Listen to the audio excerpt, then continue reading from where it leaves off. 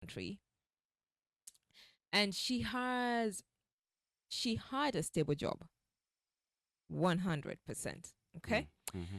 and she's the firstborn of amongst five. Mm. Yeah, and one time she says, every single time my money comes in, I feel like I'm supporting, and it's extreme. Mm. And to her, extreme is it got to a point where when it got to the end of the month, she would settle her parents' loans. She would ensure that her siblings, those who are going to school, amewalipia fee. Wenye hawana, that provide. Mm. So you're the firstborn. Okay. Kawaida. Now, this is despite the fact that the dad alikuwa na kazi. Mm. Yes. Both the parents were working. Mm-hmm. But Sasa, they made it look like whatever you have to share. And not just that, you're going to share with us, and you're also going to share with your siblings. So one time she says, Miriam, Mimi, ntaacha kazi. I'd rather leave it and then let everybody decide on how they're going to survive. Oh. Because what happens when I get to that space where I have my own family, because she really, really wanted family. Mm. She wanted to have a kid. She wanted a husband, Yeah. So she says at this point, my money comes in and it supports ABCD. Mm. And not just that, it goes to the parents as well. And it's not kidogo, it's a chunk. If she's settling a parent's debt, Mm. it's not kidogo, Yeah. Mm-hmm.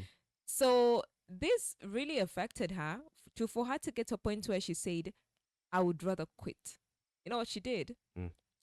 She applied for a scholarship.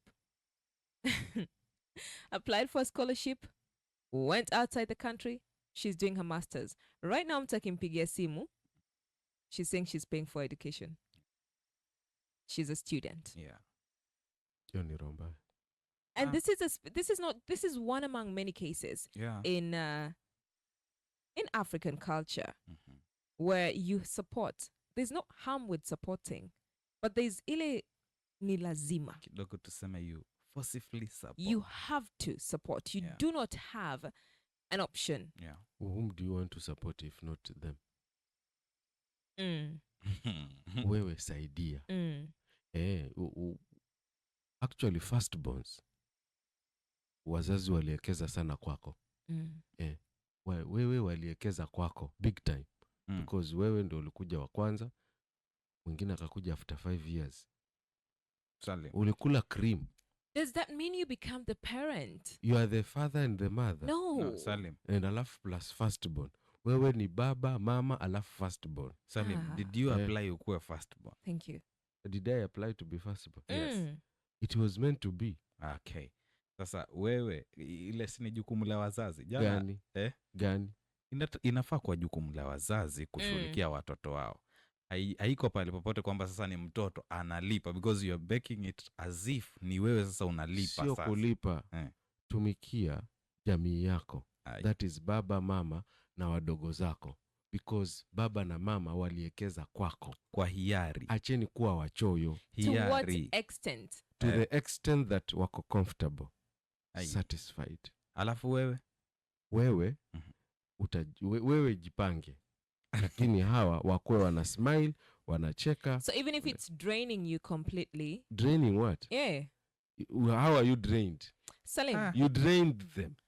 What do you mean you drained them? Jasho walimwaga. You remember tulianzia kwa jasho. Walimwaga.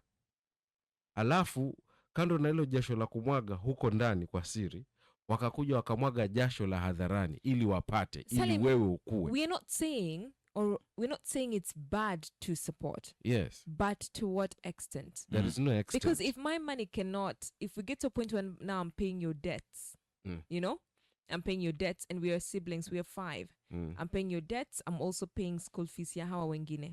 What are you making me? At what point did we reverse and I became the parent?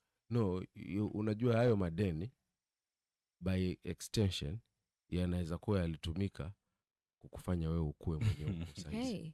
Please lipa tu. Is black tax deterring you from achieving your goals?